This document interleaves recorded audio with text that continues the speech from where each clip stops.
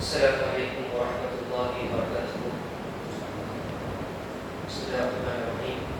إن الحمد لله نحمده ونستعينه ونستغفره ونؤمن به ونتوكل عليه ونعوذ بالله من شرور أنفسنا ومن سيئات أعمالنا. من يهده الله فلا مضل له ومن يضلل فلا هادي له وأشهد أن لا إله إلا الله وأشهد أن محمدا عبده ورسوله. اللهم صل على محمد وعلى آل محمد كما صليت على إبراهيم وعلى آل إبراهيم إنك حميد مجيد. اللهم بارك على محمد وعلى آل محمد كما باركت على إبراهيم وعلى آل إبراهيم إنك حميد مجيد. رب اشرح لي صدري ويسر لي أمري واحلل عقدة من لساني يفقهوا قولي. அன்பார்ந்த சகோதர சகோதரிகளே, அல்லாஹ்வுடைய மாபெரும் அல்லாஹ், அல்லாஹ்வையும் அல்லாஹ்வுடைய தூதரை பற்றியும் பேசக்கூடிய ஒரு சபை, அதுவும் அல்லாஹ்வுக்கு இந்த உலகத்தில் விருப்பமான இடமான பள்ளியில் ஒன்று கூடி அவருடைய மார்க்கத்தை தெரிந்து கொள்ள வேண்டும் என்பதற்காக ஒன்று கூடியிருக்கிறோம். இப்படி நாம் மார்க்கத்தை தெரிந்து கொள்ள வேண்டும் என்பதற்காக ஒன்று கூடுவது என்பது அல்லாஹ்வுடைய பொருத்தத்தை பெற்றுத்தரக்கூடியது. அந்த சபையில் மலக்குமார்கள் கலந்து கொள்வார்கள். அந்த அளவுக்கு அந்த சபைக்கு மிகப்பெரிய ஒரு மகத்துவம் இருக்கிறது. அப்படிப்பட்ட ஒரு அழகிய சபையில் நம்மை ஒன்று கூட்டிய அல்லாஹ் அவனுக்கே எல்லா புகழையும் குறித்தாக்கி, அவருடைய சாந்தியும் சமாதானமும் ஈரோலக தலைவர் உத்தம தூதர் முஹம்மது ஸல்லல்லாஹு அலைஹி வஸல்லம் அவர்கள் மீதும், அவருடைய வாழ்க்கையிலேயே அப்படியே பின்பற்றி வாழ்ந்த உத்தம சத்திய சஹாபாக்கள் மீதும், தாபீன்கள் மீதும், தபஅ தாபீன் மீதும், மேலும் நம் அனைவர் மீதும் உண்டாக்குமாக என்று பிரார்த்தனை செய்தவராக, இன்று நமக்கு மத்தியில் பேசுவதற்காக எனக்கு தரப்பட்டுள்ள தலைப்பு இஸ்லாமும் வீரமும். இந்த இஸ்லாமிய மார்க்கத்தை நம்முடைய கொள்கையாக ஏற்றுக்கொண்டு வாழ்ந்து கொண்டிருக்கிறோம். இந்த இஸ்லாம் நமக்கு எல்லா விதமான விஷயங்களையும் கற்றுத்தரக்கூடியதாக இருக்கிறது. இஸ்லாத்தில் இருக்கக்கூடிய நாம் இஸ்லாத்தை பற்றி கண்டிப்பாக தெரிந்திருக்க வேண்டும். இஸ்லாமுக்கென்று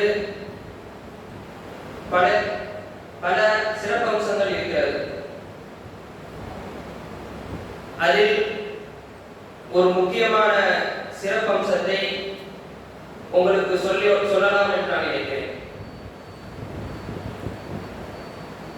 இஸ்லாம், அந்த இஸ்லாம் தான் அல்லாஹ்விடத்தில் ஏற்றுக்கொள்ளப்பட்ட ஒரு மார்க்கம்.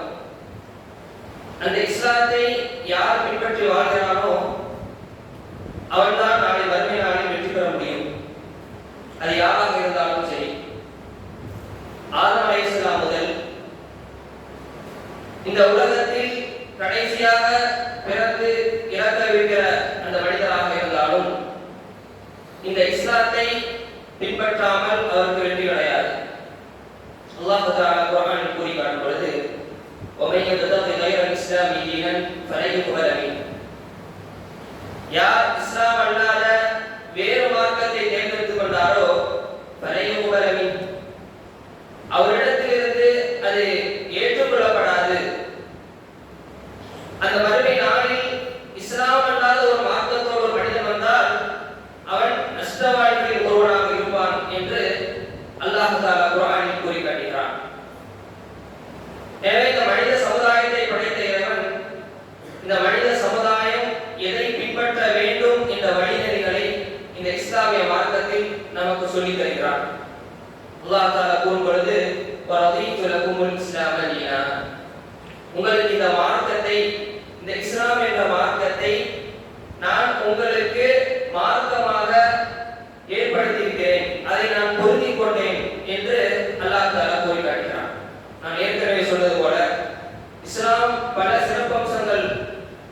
கொண்டிருந்தாலும் அதில் முக்கியமான ஒரு சிறப்பம்சம் தான் அதனுடைய நடுநிலை தன்மை. எந்த விஷயத்தில் எடுத்துக்கொண்டாலும் அதில் ஒரு நடுநிலையை பேணும். இன்று உலகத்தில் பொதுவான பார்வையில் இந்த இஸ்லாமை பற்றி பார்க்கும் பொழுது அது ஒரு கடும்போக்கு மதம், ஒரு தீவிர போக்கை கொண்ட ஒரு மதம் என்று மக்கள் மத்தியில் பரப்பப்பட்டிருக்கிறது. ஆனால் இஸ்லாம் மிகவும் நீதமான மார்க்கம். இஸ்லாம் மிகவும் நடுநிலையை பேணக்கூடிய மார்க்கம். எந்த அளவுக்கு என்றால் கொள்கையில் கூட இஸ்லாம் நடுநிலையை பேணுகிறது.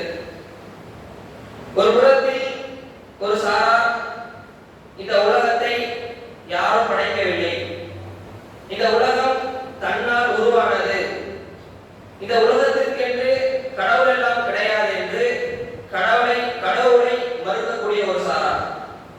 இன்னொரு பக்கம் தாங்கள் கண்ணால் பார்க்கக்கூடிய எல்லாவற்றையும், அது மரமாக இருந்தாலும் சரி, செடியாக இருந்தாலும் சரி, விலங்காக இருந்தாலும் சரி, அனைத்தையும் கடவுளாக ஏற்றுக்கொள்ளக்கூடிய ஒரு சாரார். இப்படி இரண்டுக்கும் மத்தியில் இஸ்லாம் ஒரே இறைவனை சொல்கிறது. ஒரே இறைவன் தான், அவன்தான் வணக்கத்திற்கு தகுதியான இறைவன் என்று இஸ்லாம் சொல்கிறது. அதே போன்றுதான் வணக்க வழிபாடுகளை இஸ்லாம் நமக்கு வணக்க வழிபாடுகளில் எந்த ஒரு கஷ்டத்தையும் தரவில்லை. ஒரு தடவை ரசூல் ஸல்லல்லாஹு அலைஹி வஸல்லம் அவருடைய மனைவிமார்களுடைய வீடுகளுக்கு ஒரு 3 பேர் வந்து அல்லாஹ்வுடைய ரசூல் ஸல்லல்லாஹு அலைஹி வஸல்லம் அவருடைய வணக்க வழிபாடுகளை பற்றி கேட்கிறார்கள். கேட்டதற்கு பிறகு முன்பின் பாவம் மன்னிக்கப்பட்ட அல்லாஹ்வுடைய தூதர் ரசூல் ஸல்லல்லாஹு அலைஹி வஸல்லம் அவர்கள் இவ்வளவு வணக்க வழிபாடுகள் செய்கிறார்களே, நாம் இனிமேல் அதிகமாக வணக்க வழிபாடு செய்ய வேண்டும் என்று ஒரு நபர், நான் இன்றிலிருந்து காலை பொழுதும் முழுமையாக நோன்பு நோற்பேன் என்று சொல்கிறார். இன்னொரு நபர், இனி நான் இரவில் தூங்க மாட்டேன், இரவு முழுதும் நின்று வணங்குவேன். மூன்றாம் நபர், இனி என் வாழ்க்கையில் திருமணம் நான் செய்து கொள்ள மாட்டேன் என்று சொல்கிறார். இந்த செய்தி அல்லாஹ்வுடைய தூதர் ரசூல் ஸல்லல்லாஹு அலைஹி வஸல்லம் அவர்கள் வருகிறது. அந்த 3 நபர்களையும் கூட்டு அல்லாஹ்வுடைய தூதர் ரசூல் ஸல்லல்லாஹு அலைஹி வஸல்லம்,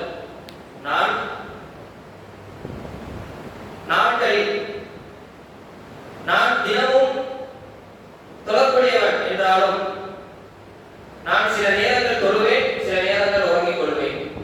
அதே போன்றுதான் நோன்பை சில நாட்கள் பிடிப்பேன், சில நாட்கள் விட்டு விடுவேன்.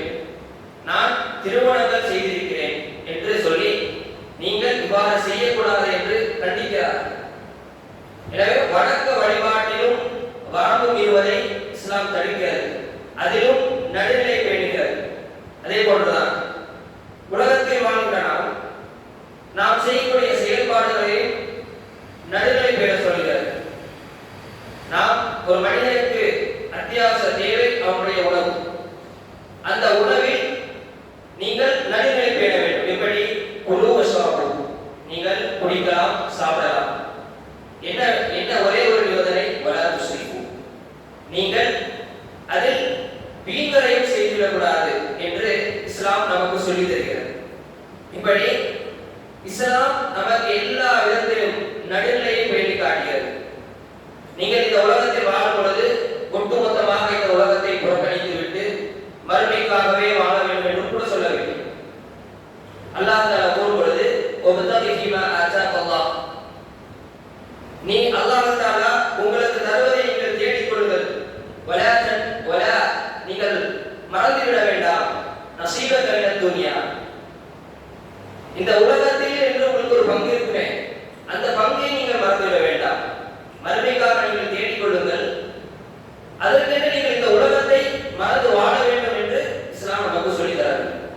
இப்படி நடுநிலையோடு இருக்கக்கூடிய இந்த இஸ்லாம் நமக்கு பல விஷயங்களை சொல்லித் தருகிறது.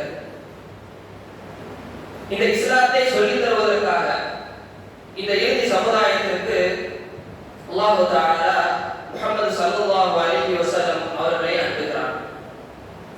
அனுப்பிவிட்டு சொல்கிறான், லகத் கான லக்கும் ஃபீ ரசூலில்லாஹி உஸ்வத்துன் ஹஸனா, இந்த தூதரிடத்தில் உங்களுக்கு அழகிய முன்மாதிரிகள் இருக்கிறது என்று அல்லாஹ் தஆலா குர்ஆனை கூறி காட்டுகிறான். அப்படி அந்த தூதர் இந்த உலகத்தில் வாழும் பொழுது இந்த சமுதாயத்திற்கு எதுவெல்லாம் நன்மையோ அது அனைத்து நன்மைகளையும் சொல்லி தந்துவிட்டு தான் சென்றார். இந்த சமுதாயத்திற்கு எதுவெல்லாம் தீமை பயக்குமோ அதை குறித்தெல்லாம் எச்சரிக்கை செய்துவிட்டு தான் அவர்கள் சென்றார். அதாவது ரசூல் ஸல்லல்லாஹு அலைஹி வஸல்லம் அவர்கள் அந்த ஹஜ்ஜத்துல் விதாவில் அவருடைய இறுதி ஹஜ்ஜில் சஹாபாக்களை பார்த்து கேட்கிறார்கள், நான் உங்களுக்கு எல்லாவற்றையும் எடுத்து சொல்லிவிட்டேனா என்று கேட்கும் பொழுது சஹாபாக்கள் எல்லாம் ஆம் சொல்லிவிட்டீர்கள் என்று சொன்னார்கள். அல்லாஹ்வுடைய தூதர் ரசூல் ஸல்லல்லாஹு அலைஹி வஸல்லம் அவர்கள் அல்லாஹும்ம அஷ்ஹத் அல்லாஹும்ம அஷ்ஹத் அல்லாஹும்ம அஷ்ஹத், இறைவா நீனே சாட்சி, நீனே இதற்கு சாட்சியாளன், நீனே இதற்கு சாட்சியாளன் என்று 3 முறை சொன்னார். எனவே இஸ்லாத்தில் எல்லா விதமான விஷயங்களையும் நமக்கு சொல்லி தரப்பட்டிருக்கிறது. ஒரு மனிதன் அவருடைய வாழ்வில் எவற்றையெல்லாம் பேண வேண்டும் என்பதையும் இஸ்லாம் நமக்கு சொல்லி தந்திருக்கிறது. அந்த வகையில் நம்முடைய தலைப்பின் 2வது பகுதியான வீரத்தை பற்றியும் இஸ்லாம் நமக்கு சொல்லி தந்திருக்கிறது. நம்முடைய பார்வையில் வீரம் என்றால் என்ன நினைக்கிறோம்னா, ஒருவருக்கு மிக அழகான உடம்பு, ஒரு கட்டுக்கோப்பான ஒரு உடம்பு, ஒரு வலிமையான உடம்பு இருந்தால் அவரை நாம் வீரர் என்று நினைக்கிறோம். ஆனால் அப்படி கிடையாது. உடலை வைத்து இவர் வீரத்துக்குரியவர் என்று நாம் எடை போட முடியாது. அல்லாஹ்வுடைய தூதர் ரசூல் ஸல்லல்லாஹு அலைஹி வஸல்லம் அவர்கள் சொல்கிறார்கள், லைஸ ஷதீது பிஸ்ஸுரா, அதாவது ஒருவனை வீழ்த்துகிறானே, மல்யுத்தத்தில் ஒருவனை வீழ்த்துகிறானே அவன் வீரன் அல்ல. இன்னம ஷதீது, யார் தெரியுமா வீரன்? அவனுக்கு கோபம் வரும் பொழுது அதை அடக்கிக் கொள்கிறானே அவன்தான் வீரன் என்று அல்லாஹ்வுடைய தூதர் ரசூல் ஸல்லல்லாஹு அலைஹி வஸல்லம் அவர்கள் சொல்கிறார். இதிலிருந்து நமக்கு என்ன தெரிய வருகிறது என்றால், வீரம் என்பது உடல் சார்ந்தது அல்ல, அது உள்ளம் சார்ந்தது. ஒருவருடைய உள்ளம் அது அதனுடைய பலத்தை பொறுத்துதான் அவன் வீரமானவனா இல்லையா என்பது முடிவெடுக்கப்படும். ஒரு மனிதன் தனக்கு வரக்கூடிய கஷ்டங்களை, அவன் பயப்படக்கூடிய விஷயங்களை, ஒரு மனிதன் எந்த விஷயம் நடந்தால் அவனுக்கு ஒரு கலக்கத்தை ஏற்படுத்துமோ இவைகளை எல்லாம் பார்த்தும் அதற்கு பயப்படாமல் அதை எதிர்கொள்கிறானே அவன்தான் வீரன். தன்னுடைய வாழ்க்கையில் இது போன்ற கஷ்டங்களை எதிர்கொள்கின்ற மன வலிமை இருக்கிறதே அவன்தான் வீரன். உடல் தான் வீரம் என்றால் நன்கு உடல் உள்ள எத்தனையோ பேர் தனக்கு ஏற்படுகின்ற கஷ்டத்தால் தற்கொலை என்ற கோழைத்தனமான முடிவை எடுப்பதை நாம் பார்க்கிறோம். அப்படி என்றால் மன தைரியம், மன உறுதி என்பதுதான் ஒரு வீரனுக்கு முக்கியமானதாக இருக்கிறது. அல்லாஹ்வுடைய தூதர் ரசூல் ஸல்லல்லாஹு அலைஹி வஸல்லம் அவர்கள் நமக்கு எல்லாவற்றுக்கும் முன்மாதிரி. அல்லாஹ்வுடைய தூதர் ரசூல் ஸல்லல்லாஹு அலைஹி வஸல்லம் அவர்கள் இந்த விஷயத்திலும் வீரத்திலும் நமக்கு சரியான ஒரு முன்மாதிரியாக அல்லாஹ்வுடைய தூதர் ரசூல் ஸல்லல்லாஹு அலைஹி வஸல்லம் அவர்கள் இருந்திருக்கிறார். அல்லாஹ்வுடைய தூதர் ரசூல் ஸல்லல்லாஹு அலைஹி வஸல்லம் அவர்கள் எந்த அளவுக்கு வீரமானவர் என்று சொல்லும் பொழுது அனஸ் ரலியல்லாஹு அன்ஹு அவர்கள் சொல்கிறார்கள், கான ரசூலுல்லாஹி ஸல்லல்லாஹு அலைஹி வஸல்லம், அல்லாஹ்வுடைய தூதர் ரசூல் ஸல்லல்லாஹு அலைஹி வஸல்லம் அவர்கள் அஜ்வதுன் நாஸ், மக்களிலேயே மிகவும் உடைத்தன்மை கொண்டவர், வாரி வாரி ஏழைகளுக்கு வழங்கக்கூடியவர்,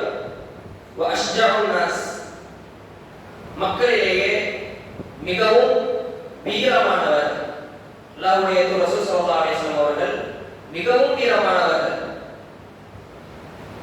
ஒரு தடவை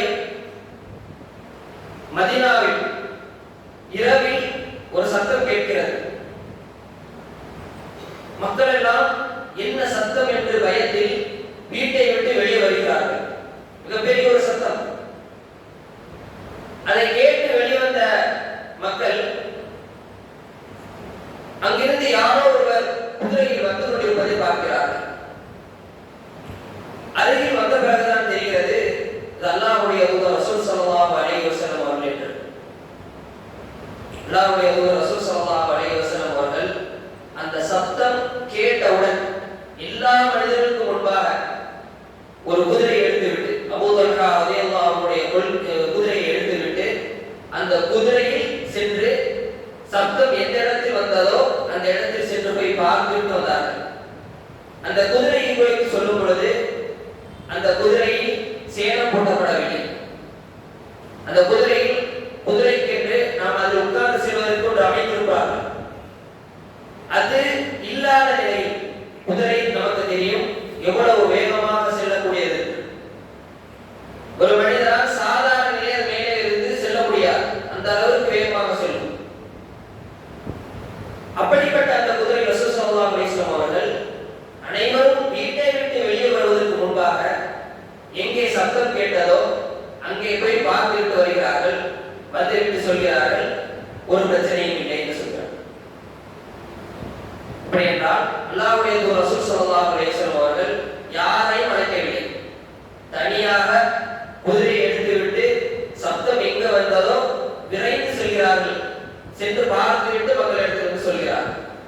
எனவே மக்களிலேயே மிகவும் வீரத்தன்மை கொண்டவர்களாக ரசூல் ஸல்லல்லாஹு அலைஹி வஸல்லம் அவர்கள் இருக்கிறார்கள். இந்த அளவுக்கு என்றால் சஹாபாக்கள் சொல்கிறார்கள், எதிரிகளோடு நாங்கள் போர்க்களத்தில் சந்திக்கும் பொழுது அந்த போர்க்களம் மிக கடுமையாக விட்டது என்றால் நாங்கள் அல்லாஹ்வுடைய தூதர் ரசூல் ஸல்லல்லாஹு அலைஹி வஸல்லம் அவர்களுக்கு பின்னால் சென்று விடுவோம். அல்லாஹ்வுடைய தூதர் ரசூல் ஸல்லல்லாஹு அலைஹி வஸல்லம் அவங்க போரில் முன்னால் நின்று போரிடுவார். மிக கடுமையான நேரத்தில் சஹாபாக்கள் பின்னாடி வருவாங்க. அந்த அளவுக்கு மிக கடுமையாக இருக்கும் அந்த போர். அந்த நேரத்தில் அல்லாஹ்வுடைய தூதர் ரசூல் ஸல்லல்லாஹு அலைஹி வஸல்லம் அவர்கள் முன்னிலையிலிருந்து சண்டையிடுவார்கள். அலி ரலியல்லாஹு அன்ஹு சொல்கிறார்கள், பத்ருடைய களத்தில் எதிரிகளுடைய கூட்டத்திற்கு மிக நெருக்கமாக இருந்தவர் யார் தெரியுமா? அல்லாஹ்வுடைய தூதர் ரசூல் ஸல்லல்லாஹு அலைஹி வஸல்லம் அவர்கள். எதிரியோடு மிக நெருக்கத்தில் நின்று சண்டையிட்டவர்கள் அல்லாஹ்வுடைய தூதர் ரசூல் ஸல்லல்லாஹு அலைஹி வஸல்லம் அவர்கள். அவருடைய வீரம் போற்றப்பட வேண்டியது. நம்முடைய தலைவர் முஹம்மது ஸல்லல்லாஹு அலைஹி வஸல்லம் அவர்கள் மிகவும் தைரியமானவர்கள், மிகவும் வீரமானவர்கள். எப்படி எல்லா விஷயத்திலும் நமக்கு அவரிடத்தில் முன்மாதிரி இருக்கிறதோ அதே போன்று இந்த வீரத்திலும் அல்லாஹ்வுடைய தூதரிடத்தில் நமக்கு முன்மாதிரி இருக்கிறது. நாம் ஏற்கனவே சொன்னது போல இந்த வீரம் என்பது உடலை கொண்டு அளவிடப்படுவதல்ல. அதற்கு ஒரு சம்பவம் தான். ஒரு தடவை அல்லாஹ்வுடைய தூதர் ரசூல் ஸல்லல்லாஹு அலைஹி வஸல்லம் அவர்கள் போரை முடித்துவிட்டு சஹாபாக்களோடு திரும்பிக் கொண்டிருக்கிறார்கள். அப்பொழுது ஓய்வெடுக்க வேண்டும் என்று முடிவெடுக்கப்படுகிறது. ஒவ்வொருவரும் மரத்தினுடைய நிழலை தேடி செல்கிறார்கள். அப்படி அல்லாஹ்வுடைய தூதர் ரசூல் ஸல்லல்லாஹு அலைஹி வஸல்லம் அவர்கள் ஒரு மரத்தின் அருகே ஒதுங்கி தன்னுடைய வாளை மரத்தில் தொங்கவிட்டவர்களாக சிறிது நேரம் தூங்குகிறார்கள். சிறிது நேரம் தூங்கிவிட்டு எழுந்த அல்லாஹ்வுடைய தூதர் ரசூல் ஸல்லல்லாஹு அலைஹி வஸல்லம் அவர்கள் தனக்கு முன்னால் ஒரு நபர் வாளோடு இருப்பதை பார்க்கிறார்கள். ஸல்லல்லாஹு அலைஹி வஸல்லம் போரை முடிச்சுட்டு களைப்புல வந்து ஒரு மரத்தின் அடியில் நிழல் கொண்டிருக்கிறார், ஓய்வெடுத்துக் கொண்டிருக்கிறார். தூங்கி சிறிது நேரம் கழித்து எஞ்சி பார்க்கும் பொழுது ஒரு மனிதர் வாளோடு இருக்கிறார். அந்த மனிதர் சும்மா இருக்கவில்லை. அல்லாஹ்வுடைய தூதர் தூக்கத்திலிருந்து விழித்தவுடன் அந்த மனிதர் அல்லாஹ்வுடைய தூதரை பார்த்து கேட்டார், யா மையம்னஅக மின்னி யா முஹம்மத், முஹம்மதே, இந்த நேரத்தில்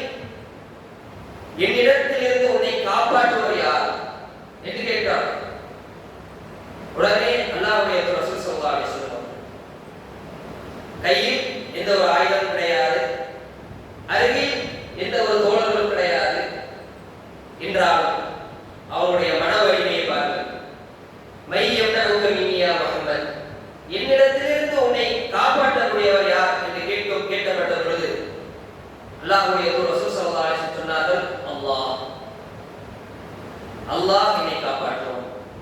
இரண்டாவது அதே நபர் கேட்கிறார், முஹம்மது, என்னிடத்திலிருந்து உன்னை யார் காப்பாற்ற முடியும்? இரண்டாவது சொல்கிறார் அல்லாஹ். மூன்றாவது கேட்கிறார், என்னிடத்திலிருந்து உன்னை யார் காப்பாற்றுவார் என்று சொன்ன பொழுது அப்பொழுதும் அல்லாஹ்வுடைய ரசூல் ஸல்லல்லாஹு அலைஹி வஸல்லம் அவர்கள் அல்லாஹ் என்று சொன்னார். அல்லாஹ்வுடைய தூதருடைய மன வலிமையின் காரணமாக, அல்லாஹ்வுடைய தூதருடைய அந்த வார்த்தை மனதிலிருந்து வந்ததின் காரணமாக அந்த நபர் அந்த பதிலை கேட்டவுடன் அந்த நபருடைய கை ஆடுகிறது. ஆடி அவருடைய கையில் இருந்த வாள் கீழே விழுகிறது. உடனே அந்த வாளை அல்லாஹ்வுடைய தூதர் ரசூல் ஸல்லல்லாஹு அலைஹி வஸல்லம் அவர்கள் எடுக்கிறார்கள். இப்பொழுது சொல், என்னிடத்திலிருந்து உன்னை காப்பாற்றுவது யார் என்று அல்லாஹ்வுடைய தூதர் ரசூல் ஸல்லல்லாஹு அலைஹி வஸல்லம் திரும்பி கேட்டார். உடனே அந்த மனிதர், நீங்கள் நல்ல மனிதர், என்னை விட்டு விடுவீர்கள் என்று சொல்லி உடனே அல்லாஹ்வுடைய தூதர் ரசூல் ஸல்லல்லாஹு அலைஹி வஸல்லம் அவர்கள் அந்த நேரத்தில் ஒரு மனிதன் அவன் கண்டிப்பாக நேர்வழி பெற வேண்டும் என்று ஆசைப்படக்கூடிய மனிதர் தான் அல்லாஹ்வுடைய தூதர் ரசூல் ஸல்லல்லாஹு அலைஹி வஸல்லம் அவர்கள். தன்னுடைய உம்மத் முழுவதுமாக சொர்க்கம் செல்ல வேண்டும் என்று ஆசைப்படுவர் தான் அல்லாஹ்வுடைய தூதர் ரசூல் ஸல்லல்லாஹு அலைஹி வஸல்லம் அவர்கள். ரசூல் ஸல்லல்லாஹு அலைஹி வஸல்லம் அவர்கள் அங்கே நினைத்திருந்தார் அந்த மனிதரை கொண்டிருக்க முடியும் என்றாலும் அல்லாஹ்வுடைய தூதர் ரசூல் ஸல்லல்லாஹு அலைஹி வஸல்லம் அவர்கள், நீ அந்த தஷ்ஹது அல்லா இலாஹ இல்லல்லாஹ், அல்லாஹ்தான் ஓர் இறைவனை நீ நம்புகிறாயா, சாட்சி சொல்கிறாயா, வஹ்னி முஹம்மது ரசூலுல்லாஹ், நான் அல்லாஹ்வுடைய தூதர் என்று நீ சாட்சி சொல்கிறாயா என்று கேட்டார்கள். உடனே அந்த மனிதர் மறுத்து விடுகிறார், முடியாது, என்றாலும் உங்களுக்கு நான் வாக்களிக்கிறேன், உங்களுக்கு எதிராக நான் போரிட மாட்டேன், உங்களுக்கு எதிராக யார் போராடுகிறார்களோ அவர்களோடு இணைந்து நான் இணைய மாட்டேன் என்று அந்த மனிதர் சொல்கிறார். அல்லாஹ்வுடைய தூதர் ரசூல் ஸல்லல்லாஹு அலைஹி வஸல்லம் அவர்கள் அந்த மனிதரை மன்னித்து விடுகிறார். பாருங்க, அல்லாஹ்வுடைய தூதர் ரசூல் ஸல்லல்லாஹு அலைஹி வஸல்லம் அவர்கள் எப்படிப்பட்ட நிலை, கையில ஆயுதம் கிடையாது, அவரை பாதுகாக்க வேறு யாரும் அருகில் கிடையாது என்றாலும் அவர்கள் உள்ளத்தில் இருந்த வலிமை, இறைவன் மீது அவர்கள் வைத்திருந்த ஈமான், அதுதான் அந்த இடத்தில் அவர்களை அந்த பதில் சொல்ல வைத்தது. இன்னொரு உதாரணம், வலிமை என்பது, வீரம் என்பது உடல் சார்ந்தது அல்ல என்பதற்கு இன்னொரு உதாரணம் தான் பரா இப்னு மாலிக் ரலியல்லாஹு அன்ஹு. இந்த நபித்தோழரை பொறுத்தவரை இந்த நபித்தோழர் பல போர்க்களங்களில் கலந்திருக்கிறார். ஆனால் இந்த நபித்தோழர் மிகவும் ஒல்லியாக இருப்பார், அவ்வளவு உணவு கிடையாது. அப்படிப்பட்ட அந்த நபித்தோழர் பல போர்களில் அல்லாஹ்வுடைய தூதர் ரசூல் ஸல்லல்லாஹு அலைஹி வஸல்லம் அவருடைய காலகட்டத்தில் போராடி இருக்கிறார். அல்லாஹ்வுடைய தூதர் ரசூல் ஸல்லல்லாஹு அலைஹி வஸல்லம் மரணித்ததற்கு பிறகு முஸைலமா என்ற ஒருவன் தன்னை நபி என்று வாதிட்டான். அந்த நபரை எதிர்த்து அபூபக்கர் ரலியல்லாஹு அவர்கள் படையை அனுப்புகிறார்கள். அந்த படையில் பரா இப்னு மாலிக் என்ற நபித்தோழர் இருக்கிறார், மிகவும் ஒல்லியாக இருக்கக்கூடிய நபித்தோழர். அந்த போர் மிக கடுமையாகிறது.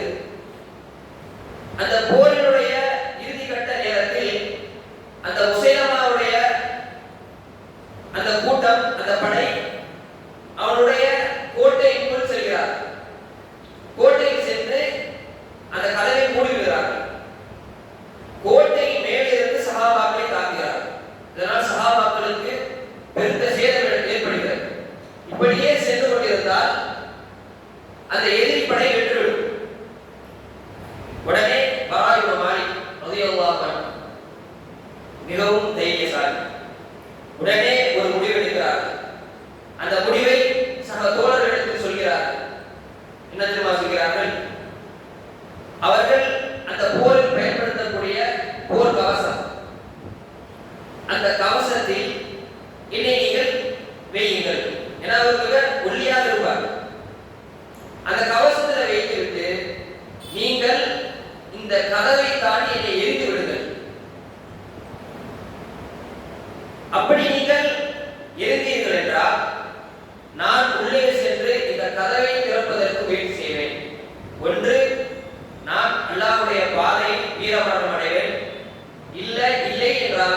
கதவை நான் திறந்து விடுவேன் என்று சொன்னார்கள். உடனே நபி தோழர்களும் அதை போட்டு செய்கிறார்கள். அந்த நபி தோழரை மாலிக் என்ற அந்த நபி தோழரை அந்த கோட்டைக்குள் எரிகிறார்கள்.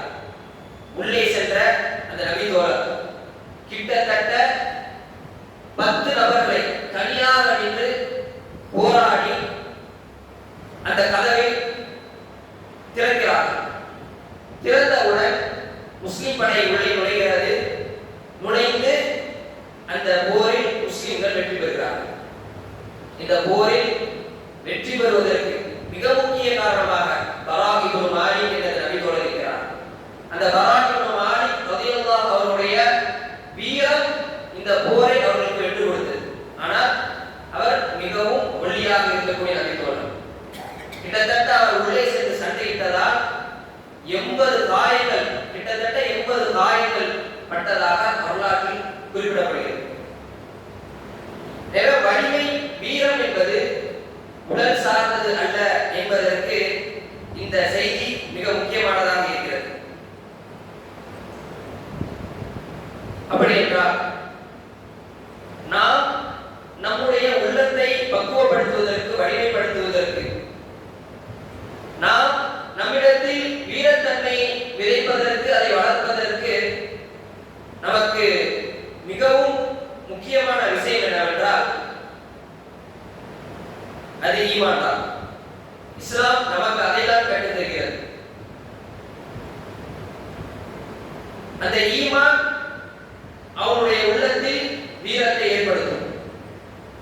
ஒரு மனிதன் அல்லாஹ்வை முழுமையாக ஈமான் கொண்டு விட்டான் என்றால், ஒரு மனிதன் அல்லாஹ்வுடைய விதியை முழுமையாக ஈமான் கொண்டு விட்டான் என்றால், ஒரு மனிதன் மறுமை நாளை ஈமான் கொண்டு விட்டான் என்றால் அவருடைய வாழ்க்கையில் இயல்பாகவே வீரத்தன்மை வெளிப்படும்.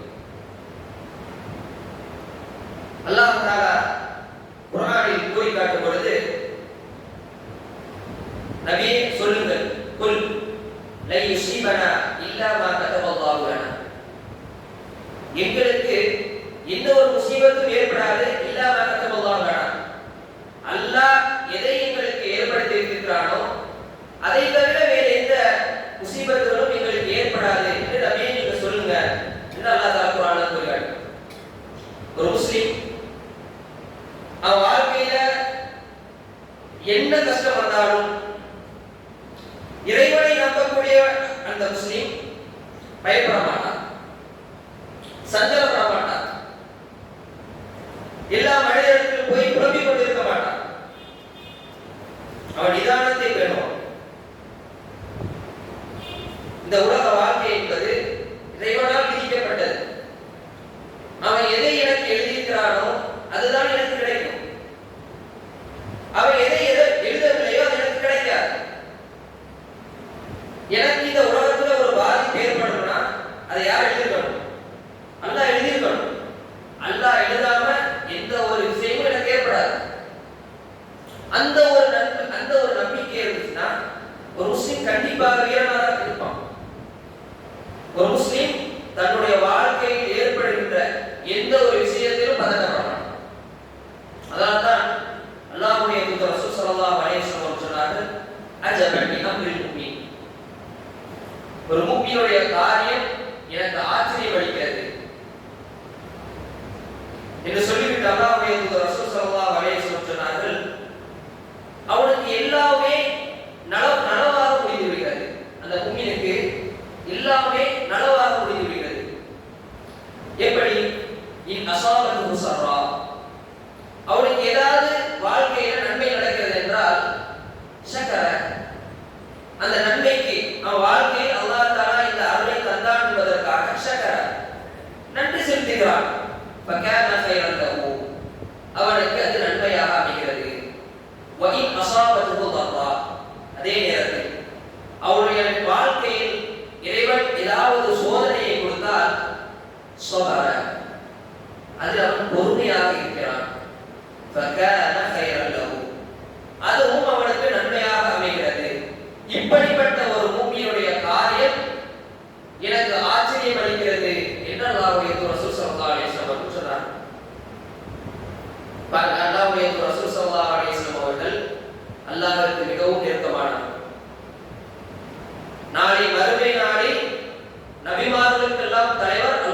தூதர் ரசூல் ஸல்லல்லாஹு அலைஹி வஸல்லம் அவர்கள். அந்த தூதர் அவருடைய 23 ஆண்டுகால வாழ்க்கையை நாம் எடுத்து பார்த்தோம் என்றால் சுப்ஹானல்லாஹ் எவ்வளவோ கஷ்டங்களை சந்திக்கிறார். நபித்துவத்திற்கு முன்பாக அவரை உண்மையாளர், நேர்மையாளர், நீதமானவர் என்று புகழ்ந்த அந்த மக்கள் அல்லாஹ்வை மட்டுமே வணங்குங்கள், சிலைகளை வணங்காதீர்கள், அவனுக்கு எந்த ஒன்றையும் இறைவன் அல்லாஹ் தஆலாவுக்கு எந்த ஒன்றையும் இணை வைக்காதீர்கள் என்ற சொன்ன ஒரே காரணத்திற்காக, அதுவும் மக்களுடைய நலனிற்காக அப்படி சொன்ன அந்த நபியை அந்த மக்கள் மஜ்னூன் என்றார், பைத்தியக்காரன் என்றார், இவன் ஒரு சூனியக்காரன் என்றார். ஸல்லல்லாஹு அலைஹி வஸல்லம் அல்லாஹ்வுடைய தூதர் ரசூல் ஸல்லல்லாஹு அலைஹி வஸல்லம் எப்படி இருந்திருக்கும்? முழுவதுமாக இந்த சமுதாயம் நேர்வழி பெற வேண்டும் என்று எவ்வளவோ சோதனைகளை அனுபவித்தார்கள். அந்த மக்களுக்காக பல நன்மைகளை எடுத்து சொன்னார்கள், செய்தார்கள். இந்த பொழுதும் அந்த மக்கள் அவர்களை தொந்தரவு செய்தார்கள். அந்த மக்கள் எவ்வளவோ கஷ்டங்களை அல்லாஹ்வுடைய தூதர் ரசூல் ஸல்லல்லாஹு அலைஹி வஸல்லம் கொடுத்தார். நீங்க நினைச்சு பாருங்க, உங்க வீட்டுல நீங்க இருக்கிறீங்க, உங்க வீட்டுடைய பொறுப்பை முழுவதும் நீங்க பார்க்கிறீங்க. உங்களுடைய மனைவிக்கு, உங்களுடைய பிள்ளைக்கு, உங்களுடைய பெற்றோர்களுக்கு எல்லா விதமான நலவையும் செய்தீங்க. எல்லா விதமான நலவை செஞ்சதுக்கு பிறகு உங்களை அவங்க திட்டுறாங்க, உங்களை பைத்தியக்காரன் சொல்லிட்டாங்க வச்சுக்கோங்களேன். என்ன நிலைமை? ஒன்று வீட்டுல பிரச்சனை நடக்கும், அது இன்னொரு சைடு. அந்த வார்த்தை எந்த அளவிற்கு நம்முடைய உள்ளத்தில் பாதிப்பை ஏற்படுத்தும். அல்லாஹ்வுடைய தூதர் ரசூல் ஸல்லல்லாஹு அலைஹி வஸல்லம் அவர்கள் அதையும் தாங்கிக் கொண்டார்.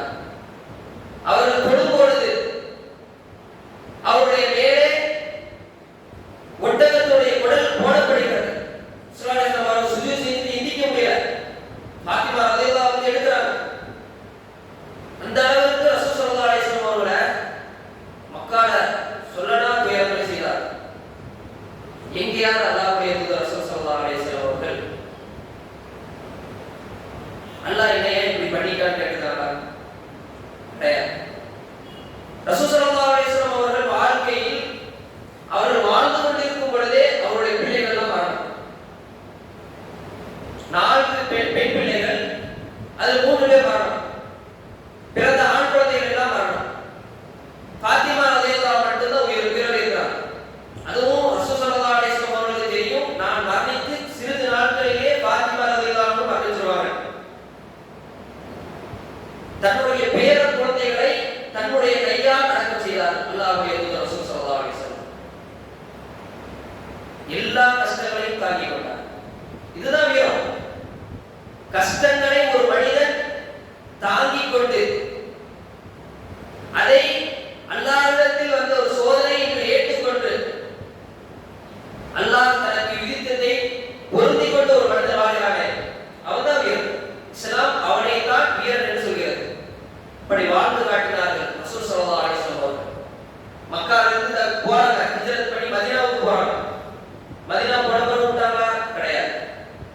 அங்கேயும் வந்து பல போர்கள், இந்த குறைஷிகளால் முஸ்லிம்களால் பல போர்கள், அந்த போரில் ரசூல் ஸல்லல்லாஹு அலைஹி வஸல்லம் கலந்து கொள்கிறார்கள். போரில் அல்லாஹ்வுடைய தூதர் ரசூல் ஸல்லல்லாஹு அலைஹி வஸல்லம் அவருடைய பல் உடைக்கப்படுகிறது. ரசூலுல்லாஹ் எந்த இடத்துலையும் நான் அல்லாஹ்வுடைய நபியாச்சே, எனக்கே அல்லாஹ் சோதனை தரான், அல்லாஹ்வுடைய தூதர் ரசூல் ஸல்லல்லாஹு அலைஹி வஸல்லம் ஒரு இடத்திலும் சொன்னது கிடையாது. அன்பார்ந்த சகோதரர்களே, இந்த உலகத்தில் ஒரு மனிதன் சந்தோஷமாக வாழ வேண்டும் என்றால் அதற்கு மிகவும் தகுதியானவர்கள் அல்லாஹ்வுடைய தூதர் ரசூல் ஸல்லல்லாஹு அலைஹி வஸல்லம் அவர்கள். ஆனால் அந்த வாழ்க்கையை அல்லாஹ்வுடைய தூதர் ரசூல் ஸல்லல்லாஹு அலைஹி வஸல்லம் அவர்கள் வாழ்ந்தார்கள்? இல்லை, ஒரு பொழுதும் கிடையாது. ஆனால் அந்த கஷ்டங்களையும் அந்த துன்பங்களையும் தாங்கிக் கொண்ட அல்லாஹ்வுடைய தூதர் ரசூல் ஸல்லல்லாஹு அலைஹி வஸல்லம் அவர்கள் அல்லாஹ் மீது திருப்தி கொண்டவர்களாக இருந்தார், அல்லாஹ்வை ஈமான் கொண்டவர்களாக இருந்தார், அல்லாஹ் மீது நம்பிக்கை நீங்கள் நல்லெண்ணம் வையுங்கள் என்று மற்ற மனிதர்களுக்கு போதிக்கக்கூடியவர்களாக இருந்தார்கள் அல்லாஹ்வுடைய தூதர் ரசூல் ஸல்லல்லாஹு அலைஹி வஸல்லம் அவர்கள். அவர்கள்தான் இதை சொல்கிறார்கள், அஜபலி அப்துல் முஃமின். ஒரு முஃமினுடைய காரியம் எனக்கு ஆச்சரியம் அளிக்கிறது. அந்த முதல் நபர் அல்லாஹ்வுடைய தூதர் ரசூல் ஸல்லல்லாஹு அலைஹி வஸல்லம். அவங்களுடைய வாழ்க்கையை எடுத்து பாருங்க, அவங்களுக்கு சந்தோஷமானது நடந்தா அல்லாஹ்வுடைய தூதர் ரசூல் ஸல்லல்லாஹு அலைஹி வஸல்லம் நன்றி செலுத்துவார். அவருக்கு எத்தனையோ கஷ்டங்கள் வந்தது, சபர, பொறுமையாக இருந்தார். அல்லாஹ்வுக்காக இந்த வாழ்க்கையை தியாகம் செய்வதற்கு தயாராக இருந்தார்கள் அல்லாஹ்வுடைய தூதர் ரசூல் ஸல்லல்லாஹு அலைஹி வஸல்லம் அவர்கள். இப்படி எந்த நபியாக இருந்தாலும் அவர்கள் அல்லாஹ்வின் மீது முழு நம்பிக்கை வைத்தவர்களாக இருந்தார்கள். அல்லாஹ்வின் மீது தவக்குல் வைத்தவர்களாக இருந்தார்கள். நாம் வரலாற்றை படிக்கிறோம். நபிமார்களுடைய வரலாறை நாம் படிக்கும் பொழுது இது ஆச்சரியமான செய்திகள். நாம் இந்த முஹர்ரம் மாதத்தில் இருந்து கொண்டிருக்கிறோம். இந்த முஹர்ரம் மாதத்தில் முக்கியமான ஒரு நிகழ்வு நடந்தது. என்ன நிகழ்வு? யாராவது சொல்லுங்க பாப்போம். மூசா அலைஹிஸ்ஸலாம் அவர்கள் ஃபிரௌனிடத்திலிருந்து தன்னுடைய கூட்டத்தை கூட்டிக் கொண்டு தப்பித்த அந்த நாள். அந்த நாளுக்காகத்தான் நாம் ஆஷுரா என்ற இந்த நோன்பை பிடிக்க இருக்கிறோம். அந்த வரலாறு நீங்க எடுத்து பார்த்தீங்கன்னா ஃபிரௌன் தெரியும், மிகப்பெரிய ஒரு கொடுங்கோலன், உலகம் கண்டிடாத ஒரு கொடுங்கோலன் என்று சொல்லலாம். அந்த அளவிற்கு மிகப்பெரிய ஒரு கொடுங்கோலன். தன்னை இறைவன் என்று வாதித்தார். ஆனா ரப்புக்கும் ஒரு ஆயா, நான் தான் இறைவனையே மிகப்பெரிய இறைவன் என்று சொன்னான். அந்த ஃபிரௌனிடத்தில் தௌஹீதை போய் சொல்கிறார்கள் மூசா அலைஹிஸ்ஸலாம் அவர்கள். மூசா அலைஹிஸ்ஸலாம் அவர்கள் அப்படிப்பட்ட ஒரு சூழ்நிலையிலும் ஃபிரௌனிடத்தில் தைரியமாக அல்லாஹ்வின் மீது உள்ள நம்பிக்கையின் காரணமாக யாருடைய உதவி கிடையாது. அல்லாஹ் தஆலா ஹாரூன் அலைஹிஸ்ஸலாம் அவர்களை மட்டும் அவருக்கு பக்கபலமாக வைத்திருக்கிறார். மற்றபடி மூசா அலைஹிஸ்ஸலாம் அவர்களுக்கு என்று எந்த ஒரு அதிகாரமும் கிடையாது. என்றாலும் தைரியமாக ஃபிரௌன் முன்னிலையில் அவருடைய சபையிலே நின்று இறைவனை எடுத்துரைத்தார்கள். அதில் மூசா அலைஹிஸ்ஸலாம் அவருடைய வீரம் வெளிப்படுகிறது. இன்னொன்று, மூசா அலைஹிஸ்ஸலாம் அவர்கள் தன்னுடைய கூட்டத்தை கூட்டிக் கொண்டு அங்கிருந்து தப்பித்து வந்த பொழுது இடையில் வந்து நிற்கிறார்கள். அவர்கள் முன்னால் கடல், பின்னால் ஃபிரௌனுடைய படை துரத்தி வந்து கொண்டிருக்கிறது. அப்படி வந்திருக்கிற அந்த நேரத்தில் மூசா அலைஹிஸ்ஸலாம் அவர்களுடைய தோழர், அவர் கூட யார் வந்தாங்களோ அவங்க சொல்றாங்க, அஸ்ஹாபு மூசா இன்னா லமுத்ரகூன். கூட வந்தவங்க சொல்றாங்க, மூசாவே நம்ம எல்லாம் மாட்டிட்டோம். உடனே மூசா அலைஹிஸ்ஸலாம் அவர்கள் பாருங்க, உலக ரீதியாக பார்த்தால் அவர்கள் அந்த இடத்திலிருந்து தப்பிப்பதற்கு எந்த ஒரு வாய்ப்பும் கிடையாது. முன்னாடி கடல், தப்பிச்சு போறது அவரோட கப்பல் கிடையாது. பின்னாடி ஃபிரௌனும் படையும் அவர்களை கொல்லுவதற்காக வேகமாக வந்து கொண்டிருக்கிறார்கள். தப்பிக்க எந்த ஒரு வழியும் கிடையாது. கூட இருந்த மூசா அலைஹிஸ்ஸலாமுடைய தோழர்கள் இந்த வார்த்தையை சொன்னவுடன் மூசா அலைஹிஸ்ஸலாம் அல்லா, நீங்கள் சொல்வது போல அல்ல, இன்னமா ரப்பி ஸயஹ்தி, என்னோடு என் இறைவன் இருக்கிறான், அவன் எனக்கு வழிகாட்டும். சுப்ஹானல்லாஹ். இதுதான் வீரம். இந்த உலகத்தில் நீங்கள் தப்பிப்பதற்கு எந்த ஒரு வழியும் கிடையாது என்று இருந்த பொழுதும் நீங்கள் அல்லாஹ்வின் மீது முழு தவக்குலோடு இருக்கிறீர்களே, அதுதான் வீரம். மூசா அலைஹிஸ்ஸலாம் அவர்கள் அந்த தவக்குலோடு இருந்தார்கள். அதன் காரணமாக, அவருடைய வீரத்தின் காரணமாக, அவருடைய ஈமானின் காரணமாக மிகப்பெரிய ஒரு அதிசயம் நடக்கிறது. கடல் இரண்டாக விளக்கிறது. சுப்ஹானல்லாஹ். நம்முடைய வாழ்க்கையில் ஏற்படுகின்ற கஷ்டங்கள், இந்த வரலாற்றில் இது கிடைக்கக்கூடிய பாடம், கடல் அளவு இருந்தாலும் இந்த வாழ்க்கையில் நீங்கள் உங்கள் வாழ்க்கையில் எதிர்கொள்கின்ற கஷ்டங்கள், துன்பங்கள், சவால்கள் கடல் அளவு இருந்தாலும் அதை இரண்டாக பிளப்பதற்கு அல்லாஹ்வுடைய உதவி இருந்தால் போதும். அல்லாஹ் தஆலாவுடைய உதவி இருந்தால், நீங்கள் இறைவன் மீது முழு நம்பிக்கையோடு இருந்தால் அல்லாஹ் தஆலா கண்டிப்பாக உதவி செய்வார். அதே போன்றுதான் இப்ராஹிம் அலைஹிஸ்ஸலாம் அவருடைய வரலாறு. சுப்ஹானல்லாஹ். தன்னுடைய சிறிய வயதிலிருந்தே அல்லாஹ்வை மட்டுமே வணங்க வேண்டும் என்ற உயரிய எண்ணத்தோடு தன்னுடைய தந்தைக்கு அந்த மார்க்கத்தின்பால் அழைப்பு கொடுக்கிறார்கள். சுப்ஹானல்லாஹ். அந்த தந்தை சொல்கிற வார்த்தை, நீ இந்த தாவா பணி நிறுத்தவில்லை என்றால், அல்லாஹ்வை மட்டுமே வணங்க வேண்டும் என்று அழைப்பதை விட்டு நீ நிறுத்தவில்லை என்றால் உன்னை கல்லால் அடித்துக் கொள்வேன் என்று சொன்னார். அந்த நேரத்திலும் இப்ராஹிம் அலைஹிஸ்ஸலாம் அவர்கள் அவருடைய பணியை நிறுத்திக் கொள்ளவில்லை. தன்னுடைய ஊரில் உள்ள மக்களுக்கும் அந்த மார்க்கத்தை எடுத்து சொல்கிறார்கள். ஊரில் யாரும் கிடையாது, அவருக்கு சப்போர்ட்டாக, அவருக்கு உதவி செய்வதற்காக எந்த ஒரு நபர் கிடையாது. என்றாலும் வீரமாக இறைவன் மீது கொண்டுள்ள நம்பிக்கையின் காரணமாக யாரும் உதவி செய்யாவிட்டாலும் அந்த மக்களிடத்தில் தாவா பணி செய்கிறார்கள். அதன் விளைவாக ஒரு கட்டத்தில் இந்த இப்ராஹிம் நம்முடைய கடவுள்களை எல்லாம் திட்டிக் கொண்டிருக்கிறார். நமக்கு தெரியும் ஒரு சம்பவம். அந்த மக்கள் எல்லாம் வெளியூர் சென்றிருந்த பொழுது பெரிய சிலைகள், ஒரு சின்ன சிலைகளை எல்லாம் உடைத்து விட்டு பெரிய சிலையின் மீது அந்த கோடாரியை தொங்க விட்டு விடுகிறார். தொங்க விட்டதற்கு பிறகு மக்கள் எல்லாம் வந்து கேட்ட பொழுது தெரிகிறது, இது இவர் செஞ்ச வேலையா தான் இருக்கும்.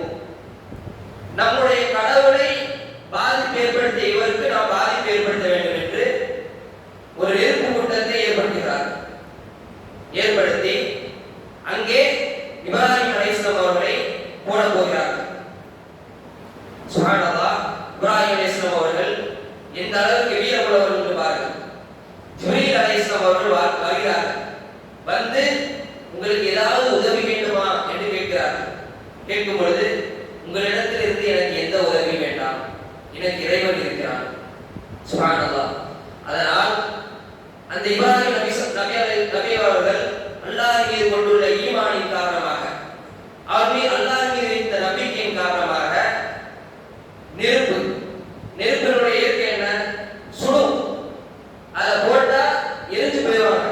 ஆனால் அந்த நெருப்புக்கு அல்லாஹ் தஆலா கட்டளையிடுகிறார், கூனி வர்தம் வஸலாமா, நீ குளுமையாக மாறிவிடு, இப்ராஹிமுக்கு சலாமத் அளிப்பதாக மாறிவிடு என்று சொல்கிறார்.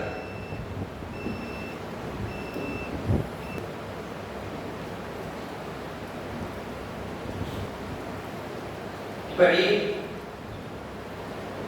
நபிமார்களுடைய வாழ்க்கையை நாம் எடுத்து பார்த்தோம் என்றால், அவர்கள் எந்த அளவிற்கு அல்லாஹ் மீது ஈமான் வைத்திருந்தார்கள், எந்த அளவிற்கு அல்லாஹ் மீது தவக்குல் வைத்திருந்தார்கள் என்பதெல்லாம் குர்ஆனிலும் ஹதீஸிலும் நம்மால் பார்க்க முடிகிறது. அதே போன்றுதான் இந்த சமுதாயத்தை அல்லாஹ்வுடைய தூதர் ரசூல் ஸல்லல்லாஹு அலைஹி வஸல்லம் அவர்கள் வளர்த்தெடுத்தார்களோ அந்த சஹாபாக்கள் இந்த இஸ்லாத்தை ஏற்றதின் காரணமாக எவ்வளவோ துன்பங்களை அனுபவித்தார்கள். இந்த இஸ்லாத்திற்காக தன்னுடைய உயிரை தியாகம் செய்வதற்கு எப்பொழுதும் தயாராக இருந்தார்கள். அப்படிப்பட்ட அந்த நபி தோழர்கள் பல போர்க்களங்களை கண்டிருக்கிறார்கள். அதில் ஒரு போர் தான் உஹது போர். நமக்கெல்லாம் தெரியும், உஹது போரில் முஸ்லிம்களுக்கு ஒரு பெரும் பாதிப்பு ஏற்படுகிறது. அல்லாஹ்வுடைய தூதர் ரசூல் ஸல்லல்லாஹு அலைஹி வஸல்லம் அவர்களே காயப்படுகிறார்கள் அந்த போரில். அந்த அளவுக்கு முஸ்லிம்களுக்கு பாதிப்பு ஏற்படுகிறது. அந்த போர் முடிந்து சஹாபாக்களும் அல்லாஹ்வுடைய தூதர் ரசூல் ஸல்லல்லாஹு அலைஹி வஸல்லம் அவர்களும் ஒரு மலையின் மீது ஒதுங்கி இருக்கிறார்கள். அப்படி ஒதுங்கி இருக்கும் பொழுது அந்த போரில் மிகப்பெரிய காயம், கிட்டத்தட்ட முஸ்லிம்களுக்கு தோல்வி. அல்லாஹ்வுடைய தூதர் ரசூல் ஸல்லல்லாஹு அலைஹி வஸல்லம் அவருடைய பல் உடைக்கப்படுகிறது. இப்படி பெருத்த அடியை முஸ்லிம் அணி பெறுகிறது. அப்படி அவர்கள் ஒதுங்கி இருக்கின்ற அந்த நேரத்தில் ஒரு செய்தி வருகிறது, இன்ன நாஸ கத் ஜமஉ லக்கும், உங்களை முற்றும் முழுவதுமாக ஒழித்து விடுவதற்காக மக்கள் எல்லாம் மீண்டும் ஒன்று குறிப்பிட்டார்கள். போன படை திருப்பி உங்களை காப்பதற்காக வருகிறது என்று சொல்லப்படுகிறது. அல்லாஹ் தஆலா அது குர்ஆனில் கூறி காட்டுகிறார். இன்னன் நாஸ கத் ஜமஉ லக்கும் ஃபக்ஷவுஹும். அதுக்கு நீங்க பயந்துக்கங்க அப்படின்னு சொல்லும் பொழுது இவ்வளவு காயப்பட்ட நபி தோழர்கள் இந்த வார்த்தையை கேட்டவுடன் இந்த செய்தியை சொன்னாலே பயம் வரும். சொல்லிவிட்டு ஃபக்ஷவுஹும் நீங்க பயந்துக்கங்க அப்படின்னு சொல்றாங்க. ஆனால் அதை கேட்ட நபி தோழர்கள் ஃபஸாதஹும் ஈமானா, அவருடைய ஈமான் அதிகரிக்கிறது. சுப்ஹானல்லாஹ். இதுதான் வீரம். ஒரு இடத்தில் எந்த அளவிற்கு ஈமான் இருக்கிறதோ அந்த அளவுக்கு அவனுக்கு வீரம் இருக்கும். ஃபஸாதஹும் ஈமானா, அவருடைய ஈமான் அதிகரித்தது. சொன்னார்கள் காலு ஹஸ்புனல்லாஹ் வ நிஅமல் வக்கீல். எங்களுக்கு அல்லாஹ் போதுமானவன், அவன்தான் பாதுகாப்பதில் மிகச்சிறந்த பாதுகாவலன் என்று சொன்னார். சுப்ஹானல்லாஹ். அவருடைய ஈமானை பாருங்கள். அவருடைய ஈமான் அந்த நேரத்தில் அதிகரித்தது. அப்படி என்றால் அவருடைய வீரம் இன்னும் அதிகரித்தது. அந்த படை திரும்பி வந்தாலும் அதை திருப்பி தாக்குவதற்கு தயாரானார். இந்த செய்தியை கேட்ட எதிரி படை அவர்கள் பயந்து விட்டார்கள். சுப்ஹானல்லாஹ். ஈமானுடைய வளர்ந்தவர். ஈமான் எந்த இடத்தில் இருக்கிறதோ அந்த இடத்தில் தான் வீரம் இருக்கும். ஈமான் ஒரு இடத்தில் குறைவாக இருக்கிறது என்றால் அவரிடத்தில் வீரமும் குறைவாகத்தான் இருக்கும். அதனால்தான் அல்லாஹ்வுடைய ரசூல் ஸல்லல்லாஹு அலைஹி வஸல்லம் அவர்கள் சொன்னார்கள், மன் ரஆ மின்கும் முன்கரன், உங்களில் யார் ஒருவர் ஒரு தவறான செயலை, ஒரு பாவமான செயலை பார்க்கிறாரோ பலியுகையில் விதி, அதை அவருடைய கையால் தடுக்கட்டும். ஃபஇல்லம் யஸ்ததி, அதற்கு அவர் சக்தி வரவில்லை என்றால் ஃபபிலிசானி, அவருடைய நாவால் தடுக்கட்டும். ஃபஇல்லம் யஸ்ததி, அதற்கும் அவரால் முடியவில்லை என்றால் ஃபபிகல்பி, அவருடைய உள்ளத்தால் அதை வெறுத்து ஒதுங்கட்டும். வதாலிக அضعஃபுல் ஈமான், அதுதான் ஈமானில் பலவீனமான ஈமான் என்று அல்லாஹ்வுடைய ரசூல் ஸல்லல்லாஹு அலைஹி வஸல்லம் சொல்கிறார்.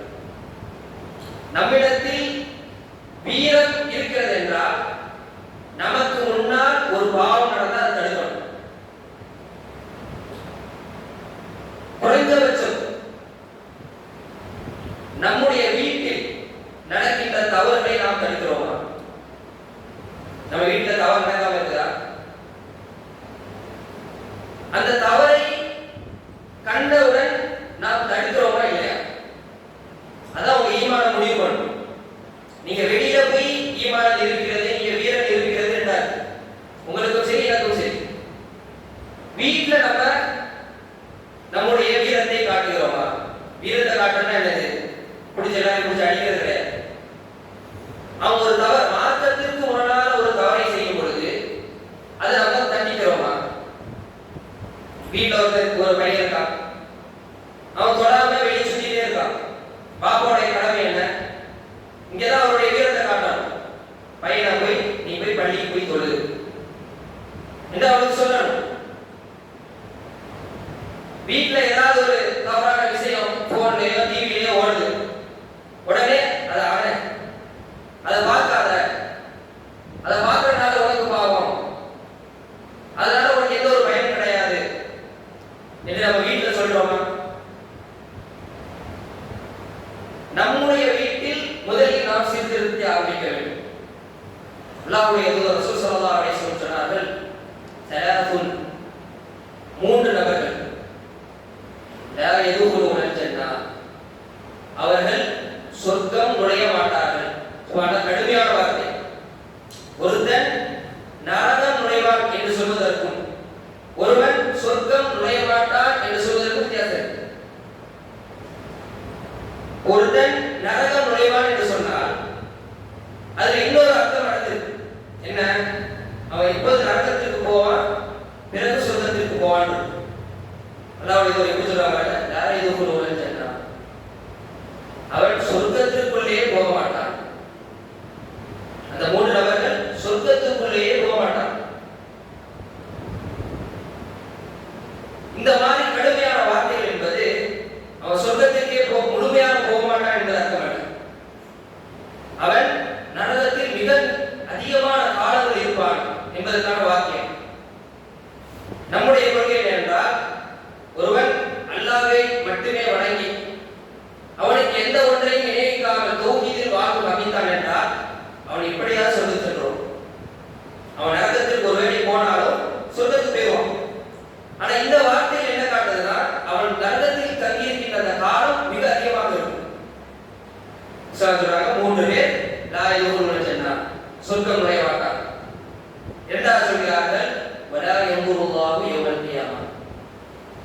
நாளை மறுமை நாளில் அல்லாஹ் தஆலா அவர்களை ஏறெடுத்தும் பார்க்க மாட்டான்.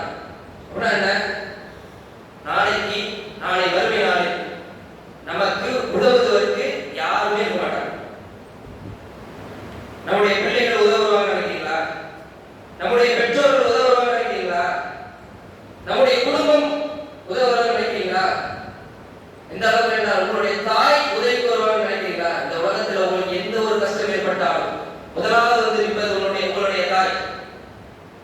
அவள் கூட நாளை மறுமையில் ஓடுவார் என்று குர்ஆன் சொல்கிறது.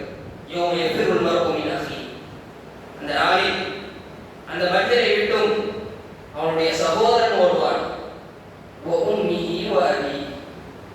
அவனுடைய தாயும் தந்தையும் ஓடுவார்கள். வ ஸாஹிபதிஹி வ பனீ. அவனுடைய மனைவியும் அவருடைய பிள்ளையும் ஓடுவார்கள். சுப்ஹானல்லாஹ். இந்த உலகத்துல நம்ம யாரையெல்லாம் இந்த உலகத்திலே மிக விருப்பமானவர்கள் என்று நமக்கு என்ன இருந்தாலும் வந்து நிற்பார்கள் என்று நினைப்போமோ அந்த எல்லா உறவினர்களையும் சொல்லி காட்டுறாங்க. இந்த எல்லா உறவினர்களும் நாளை மறுமை நாளில் யா நஃப்ஸி ஓடுவார். நாமும் அப்படிதான். நம்ம உம்மா பார்த்து நிற்க மாட்டோம். என்னுடைய ஆத்மாவே என்று ஓடுவோம். அந்த அளவிற்கு மறுமை நாள் மிக பயங்கரமான நாள். சுப்ஹானல்லாஹ். அந்த நாளில் நாம் எதிர்பார்க்கின்ற ஒரே ரஹ்மத் யாரிடம் தெரியுமா? அல்லாஹ்விடத்தில் மட்டும்தான். அல்லாஹ்வை தவிர நம் மீது ரஹ்மத் பொழிவதற்கு நம்மை அந்த மோசமான நிலையிலிருந்து காப்பாற்ற யாராலும் முடியாது. அந்த நேரத்தில் ஒருவனை அல்லாஹ் தன்னுடைய ரஹ்மத்துடைய பார்வையை கொண்டு பார்க்க மாட்டார் என்றால் எவ்வளவு மோசமான ஒரு நிலை. அப்படிதானே? அந்த மூன்று நபர்களை அல்லாஹ்வுடைய தூதர் ரசூல் ஸல்லல்லாஹு அலைஹி வஸல்லம் சொல்கிறார். முதல் யார் தெரியுமா? அல்-ஆகுல் வாலிதைன். பெற்றோர்களுக்கு நோவினை செய்யக்கூடியவன் ஒன்று. இரண்டாவது, ஆண்களுக்கு ஒப்பாக நடக்கக்கூடிய பெண்கள் ரெண்டு. மூன்று, அத்-தய்யூஸ். அல்லாஹ்வுடைய தூதர் ரசூல் ஸல்லல்லாஹு அலைஹி வஸல்லம் அவர்கள் தய்யூஸ் என்று சொல்கிறார். தய்யூஸ்னா யாரு? தய்யூஸ் என்று சொல்லும் பொழுது எந்த ஒரு மனிதன், எந்த ஒரு ஆண் தன்னுடைய குடும்பத்தில் நடக்கக்கூடிய தவறுகளை, மானக்கேடான விஷயங்களை கண்டும் காணாமல் இருக்கிறானோ அவன் தான் தய்யூஸ். பாருங்க, அல்லாஹ்வுடைய தூதர் ஸல்லல்லாஹு சொல்றாங்க, லா யதுகுலுல் ஜன்னah வலா யதுல்லாஹு யௌமல் கியாமா. சொர்க்கம் நுழைய மாட்டான், நாளை மறுமையில் அல்லாஹ் அவனை பார்க்க மாட்டான், அவனுடைய ரஹ்மத்துடைய பார்வையால் பார்க்க மாட்டான். இப்படிப்பட்ட மிக கடுமையான ஒரு எச்சரிக்கை. அப்படின்னா நம்முடைய வீட்டில் நடக்கின்ற தவறுகளை நாம் கண்டிக்கிறோமா? நம்ம இந்த லிஸ்டில் வந்துவிடுமோ என்ற பயம் நமக்கு இருக்க வேண்டும். யார் தவறு செய்தாக இருந்தாலும் சரி, நம்முடைய தாயாக இருந்தாலும், மகளாக இருந்தாலும், மனைவியாக இருந்தாலும், அவங்களுக்கு சொல்ல வேண்டிய முறைப்படி நாம் சொல்ல வேண்டும். அப்படி சொன்னால்தான் அல்லாஹ்வுடைய தூதர் ரசூல் ஸல்லல்லாஹு அலைஹி வஸல்லம் அவர்கள் எச்சரித்தார்களே, இந்த விஷயத்திலிருந்து நாம் தப்பிக்க முடியும். எனவே நம் கண் முன்னால் நடக்கக்கூடிய தவறுகளை தட்டி கேட்பது என்பது வீரத்தின் அடையாளம். அது நம் குடும்பத்தில் நடந்தாலும், நம் சமூகத்தில் நடந்தாலும், நாம் இருக்கின்ற பகுதியில் நடந்தாலும் அந்த தவறை நம்ம தட்டி கேட்கிறோம்னா நம்மிடத்தில் வீரம் இருக்கிறது என்று அர்த்தம். இந்த ஈமான் எந்த அளவிற்கு இருக்கிறதோ ஒரு மனிதன் அந்த அளவிற்கு தன்னுடைய வாழ்க்கையை மிக நிம்மதியாக, நிதானமுள்ளவனாக வாழ்வான். அல்லாஹ்வுடைய தூதர் ரசூல் ஸல்லல்லாஹு அலைஹி வஸல்லம் அவர்கள் ஒரு தடவை இப்னு அப்பாஸ் ரலியல்லாஹு அன்ஹு பார்த்து சொல்கிறார்கள், யா குலாம், சிறுவனே, இன்னி உஅல்லிமுக பி கலிமாத், உனக்கு சில வார்த்தைகளை நான் கற்றுத் தருகிறேன். சொல்லிவிட்டு சொன்னார்கள், இஹ்ஃபதில்லாஹ இஹ்ஃபதுக். அல்லாஹ்வை நீ பாதுகாத்துக் கொள், அல்லாஹ் உன்னை பாதுகாத்துக் கொள்வான். அல்லாஹ்வை பாதுகாத்துக் கொள்வது என்னது? அல்லாஹ் தஆலா நாம் இப்படி வாழ வேண்டும் என்று சொல்லியிருப்பான். இந்த விஷயங்களை நீங்கள் செய்யக்கூடாது என்று சொல்லியிருப்பான். அந்த விஷயங்களை பேணி வாழ்வது என்பது இறைவனை பாதுகாப்பது. அப்ப அப்படி இறைவனுடைய கட்டளைக்கு ஏற்ப நாம் வாழ்ந்தோம் என்றால் உங்களை இறைவன் பாதுகாப்பான். அந்த ஹதீஸை சொல்லிக்கொண்டே வருகின்ற அல்லாஹ்வுடைய ரசூல் ஸல்லல்லாஹு அலைஹி வஸல்லம் அவர்கள் சொல்கிறார்கள், வாழம் அறிந்து கொள், இப்னு அப்பாஸே அறிந்து கொள், அன்னல் உம்மத இந்த ஒட்டுமொத்த சமுதாயம் ஒன்று சேர்ந்தாலும் இஜ்தமஅத் ஐயன்ஃபஉக பிஷை உனக்கு ஒரு நல்லது செய்ய வேண்டும் என்று ஒன்று சேர்ந்தாலும் லையன்ஃபஉக பிஷையின் இல்லா கத் கதபல்லாஹு லக் அல்லாஹ் உனக்கு எது பயன் தரும் என்று எழுதியிருக்கிறானோ அதுதான் உனக்கு கிடைக்கும். வகினிஜ்தமஉ அந்த ஒட்டுமொத்த சமுதாயமும் உனக்கு தீங்கு செய்ய வேண்டும் என்று கொண்டு கொள்கிறார்கள். பழையதொரு இல்லா விஷயம் கதபல்லாஹு அல்லாஹ் உனக்கு எந்த தீங்கு நிகழ வேண்டும் என்று உனக்கு எழுதியிருக்கிறானோ அதுதான் நடக்கும் என்று சொல்கிறார். பாருங்க, அல்லாஹ்வுடைய ரசூல் ஸல்லல்லாஹு அலைஹி வஸல்லம் அவர்கள் அந்த சிறுவனுக்கு கற்றுத் தரக்கூடிய விஷயம், நாம் நம்முடைய பிள்ளைகளுக்கு சிறுவர்களுக்கு கற்றுத் தரக்கூடிய வேண்டிய விஷயம். நம்ம ஏற்கனவே சொன்னது போல வீரம் என்பது அவருடைய உள்ளத்தினுடைய பக்குவத்தை பொறுத்து, அதனுடைய பலத்தை பொறுத்து அமைகிறது. இந்த விஷயத்தை ஒரு மனிதனுடைய உள்ளத்தில் நம்ம ஸ்ட்ராங்காக ஆக்கிட்டோம்னாலே அவனுடைய ஈமான் பலமாக இருக்கும். இந்த உலகத்தில் என்ன கஷ்டம் வந்தாலும் சரி, அது அல்லாஹ் எது எழுதியிருக்காங்க அதான் நடக்க போகுது. நம்ம வீணாக இவன் ஆட்சிக்கு வந்துட்டான், இதனால நம்ம முடிச்சு நம்ம இங்க வாழவே முடியாது. அதே போல வருங்காலத்தை நினைத்து பயப்படுவது, நம்ம என்ன செய்ய போறோம், வருங்காலத்துல நம்ம எப்படி நம்முடைய குடும்பத்தை கொண்டு போக போறோம் என்ற கவலைகள். அல்லாஹ்வுடைய ரசூல் ஸல்லல்லாஹு அலைஹி வஸல்லம் சொன்னார்கள், உங்களுக்கு எது எழுதப்பட்டிருக்கிறதோ, ரிஸ்க் என்று எது எழுதப்பட்டிருக்கிறதோ அது முழுமை அடையாமல் நீங்கள் பாதிக்க மாட்டீர்கள். இப்ப நமக்கு எழுதப்பட்டது நமக்கு கிடைச்சது என்ற இந்த நம்பிக்கை நம்முடைய உள்ளத்தில் இருந்துச்சுன்னா நம்முடைய உள்ளத்தில் வீரம் இருக்கும். நம்ம எவ்வளோ கஷ்டம் வந்தாலும் அதை தாங்கிக் கொள்வதற்கு நம்மால் முடியும். இந்த மாதிரி தவறான எண்ணங்கள், எதிர்காலத்தை குறித்த பயம், எப்படி நமக்கு எதிர் வருகின்ற விஷயங்களை நாம் எதிர்கொள்ள போறோம் என்ற இந்த பயம் எல்லாம் ஷைத்தானுடைய ஊசலாட்டம். இன்னமா தஅலிக்கும் ஷைத்தான் பிஹௌஃபி ஃபௌலியா, அதெல்லாம் ஷைத்தான் உங்களை பயமுறுத்தக்கூடிய விஷயம். இந்த பயத்தின் மூலம் என்ன விரும்புறான், அல்லாஹ்வின் மீது உங்களுடைய ஈமான் குறைய வேண்டும், அல்லாஹ்வின் மீது உங்களுடைய தவக்குல் குறைய வேண்டும் என்று விரும்புறான். ஈமான் குறைஞ்சாலே, தவக்குல் குறைஞ்சாலே நம்ம என்ன செய்கிறோம், வீரமும் குறைஞ்சிடும்.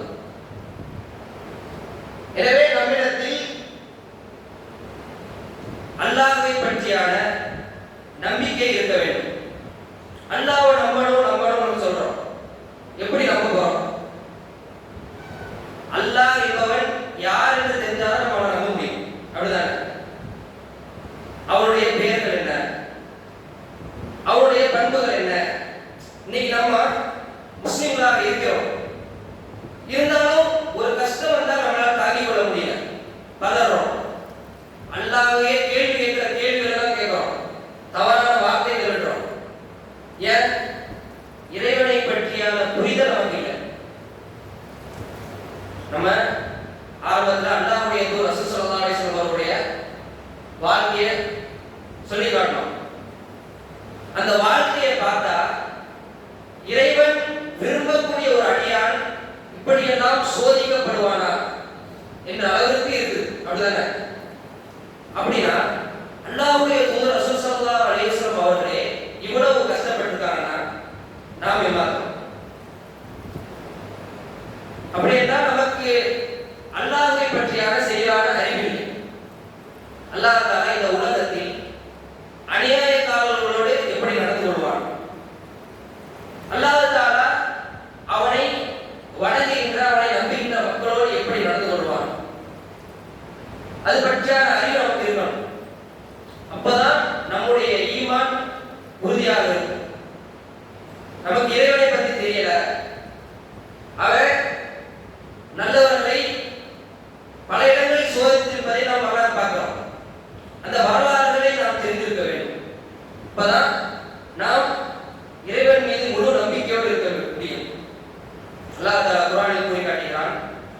ஹசிபுக்கும், நீங்கள் நினைத்துக் கொண்டீர்களா அன் ததுகுல் ஜன்னா, சொர்க்கத்தில் நுழைந்திடலாம் என்று நினைத்துக் கொண்டிருக்கிறீர்களா?